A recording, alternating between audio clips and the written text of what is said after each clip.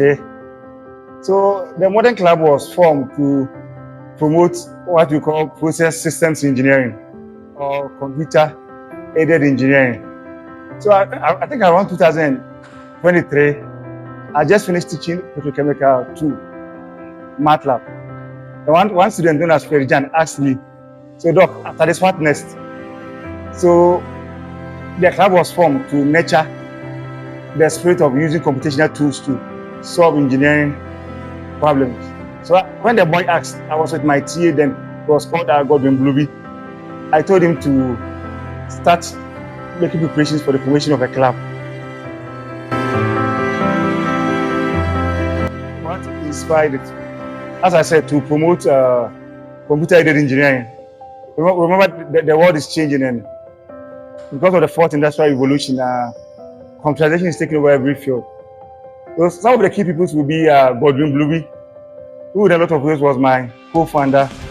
Then Obin Manu Clinton, he helped me develop the first material. Then Martin Akpelu has been a fellow traveler. Then finally, Amoyebo Maspolik and Nana Kojo Tiekubuadu. They helped me develop most of the materials which are used in the modern club.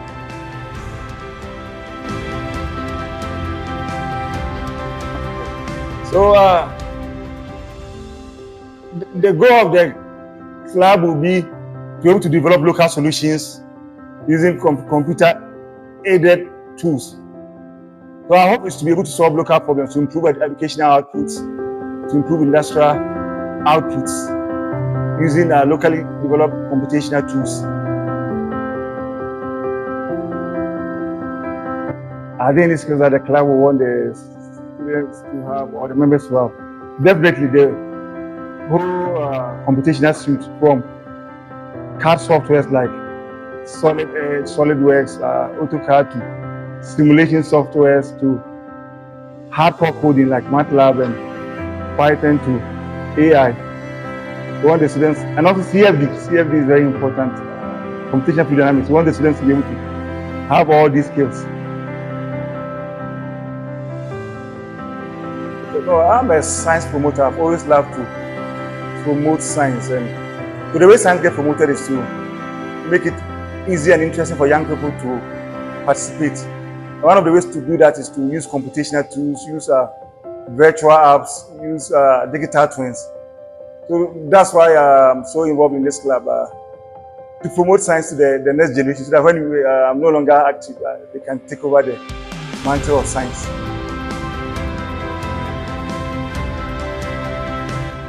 I think it's mostly my experience and all the projects that I've been involved in during both the Masters and PhD.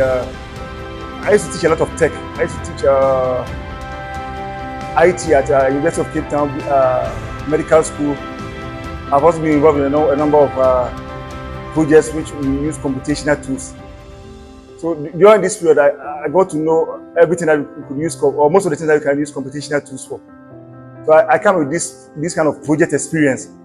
Most of this didn't happen through a course I took, but through projects which I embarked upon. Okay. During my doctorate, I used computational tools to design and optimize power production system, which is based on clean code technology. And also, since I got out, I've encouraged students to develop a couple of apps, some of which are still being used in the department, and we are still developing new ones. So I'm hoping that we'll be able to be successful in our goal of promoting computer-based science and engineering. So the hope is this thing that we started will go beyond the Department of Chemical Engineering. We start developing apps and softwares for high school and junior high school students, and we'll also be able to bring in students from other universities. So one of the main things we want to do is we want to be able to integrate AI with computational chemical engineering. That will be one of the major things. So can AI help us in designing reactors? Can AI help us in building the apps that we want to do. So the next step is, how do we bring in large language models into what we already do?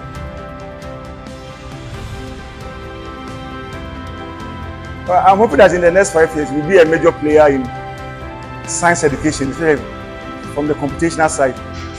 That will be part of policy making, will be part of big time national and international promotion of computational chemical engineering, engineering as a whole.